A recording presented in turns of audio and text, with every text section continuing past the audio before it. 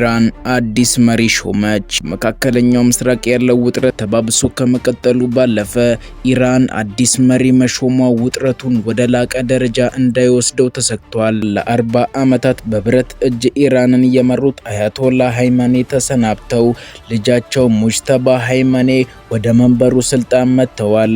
ነገር ግን ዋይት ሃውስ ውስጥ የተቀመጡት ዶናልድ ትራምፕ አንድ ቃል ተናግረዋል። ያለኔ ይሁንታ የቆመ መሪ እድሜ የለውም። ይህ ዛቻ ነው ወይስ የሶስተኛው ዓለም ጦርነት መባቻ? በሳውዲ ምድረ በዳ የአሜሪካ ወታደሮች ደም እየፈሰሰ ነው። የነዳጅ ዋጋም የድሃውን ጉሮሮ እየዘጋ ነው። ዛሬ ከመጋረጃው በስተጀርባ ያለውን ሚስጥር፣ የኢራንን አዲሱ ንጉስና በትራምፕ ዴስክ ላይ የተቀመጠውን የጥቃት ፕላን ዝርዝር ይዘንላችሁ ቀርበናል። አብራችሁን ቆዩ።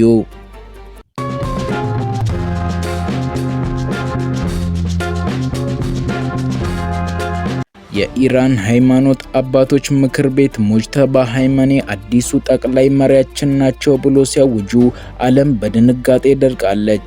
ምክንያቱም እንደ አውሮፓውያኑ አቆጣጠር በ1979 የኢራን ህዝብ አብዮት ያካሄደው ስልጣን በደም ሐረግ ከአባቱ ወደ ልጅ አይተላለፍም ብሎ የሻህን ንጉሳዊ ስርዓትን አፍርሶ ነበር።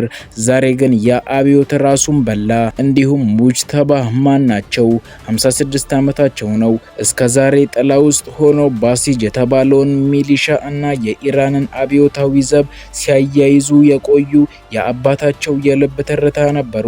አሜሪካ ገና በ2019 ማዕቀብ የጣለችባቸውም ለዚህ ሚስጥራዊ አቅማቸው ነበር። አሁን ግን የጠላው ሰው ወደ ብርሃን መጥተዋል። ነገር ግን የትራምፕ አይን ውስጥ ገብተዋል። ወደ ቀጣዩ መረጃችን ስናልፍ ደግሞ የኢራን ፓርላማ አፈ ጉባኤ መሐመድ ባርቂ አንድ ቃል ተናግረዋል። ተኩስ አቁም አያስፈልግም፣ ወረራዎች መቀጣት አለባቸው። የንግግር ተራ ፖለቲካ አይደለም። ንግግሩ ባለቀ በደቂቃዎች ውስጥ በእስራኤል ሰማይ ላይ የሚሳኤል ናዳ ወረደ። የእስራኤሉ ቻናል 12 እንደዘገበው የሚሳኤል ስብርባሪዎች በተለያዩ ከተሞች ወድቀዋል። ጦርነቱ ከቃላት ባለፈ ወደ እሳት ተቀይሯል። አሁንም ወደ ሌላ መረጃችን ስናልፍ ደግሞ በሳውዲ አረቢያ የሚገኝ የአሜሪካ የጦር ሰፈር በኢራን ድሮኖች ተመቷል። በዚህም ጥቃት አንድ የአሜሪካ ወታደር ህይወቱ አልፏል። ጦርነቱ ከተቀሰቀሰ ወዲህ 7ኛው ወታደር መሆኑ ነው። አሜሪካ ኦፕሬሽን ኬፒክ ፊውር በሚል የአጸፋ እርምጃ ብትጀምርም የሳውዲ ሰማይ ግን አሁንም በኢራን ድሮኖች እየታመሰ ነው። አሜሪካ በአስቸኳይ ሰራተኞቿን ከሳውዲ እንድታስወጣ ትዕዛዝ ሰጥታለች። አሜሪካ ሰራተኞቿን የምታስወጣው ትልቅ መክሰፍት እየመጣ መሆኑን ስታውቅ ብቻ ነው። የቀጠናው ውጥረት ሰማይ ነክቷል። እንዲሁም ወደ ቀጣዩ ርዕሰ ጉዳያችን ስናልፍ ደግሞ የነዳጅ ዋጋ ሩሲያ ዩክሬንን ከወረረችበት ጊዜ በላይ ንሯል። ዓለም በኑሮ ውድነት እየታመሰች ነው። ነገር ግን ዶናልድ ትራምፕ ይህ ለዓለም ሰላም ሲባል የሚከፈል አነስተኛ መስዋዕትነት ነው እያሉ ነው።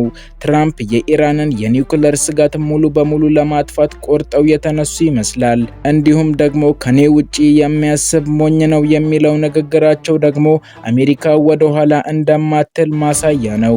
አሁንም ወደ ቀጣዩ መረጃችን ስናልፍ ደግሞ ቴህራን በአዲስ መሪ ዋይት ሃውስ በአሮጌው ቁጡ ትራምፕ ተይዘዋል። በመካከለኛው ያለው ፍጥጫ ደግሞ ዓለም ወደ ሶስተኛው የዓለም ጦርነት ደጃፍን እያስጠጋት ነው። ኢራን በእውነት ትራምፕ እንዳሉት ትንበረከካለች ወይስ አዲሱ መሪ ሙጅተባ ፋሪስን ዳግም ገናና ያደርጋታል? እኛ ሁኔታውን እየተከታተለን እናቀርባለን። እናንተስ ምን ትላላችሁ? የትራምፕ ማስጠንቀቂያ ይደርሳል ወይስ ኢራን አሸናፊ ትሆናለች? የነዳጅ ዋጋ መጨመር ኑሯችሁን እንዴት ነካው? ሀሳባችሁን በኮመንት አጋሩን። ቪዲዮን ከወደዳችሁት ላይክ በማድረግ የቻናላችን ቤተሰብ ሁኑ። እንዲሁም ሰብስክራይብ ማድረግ እንዳትረሱ እያልኩኝ መረጃውን ያደረስኳችሁ የአምላክ ስራ ነበርኩ። በቀጣይ በአስገራሚ ዘገባ እስከምንገናኝ ድረስ ሰላም ቆዩ። መልካም ጊዜ ይሁንላችሁ።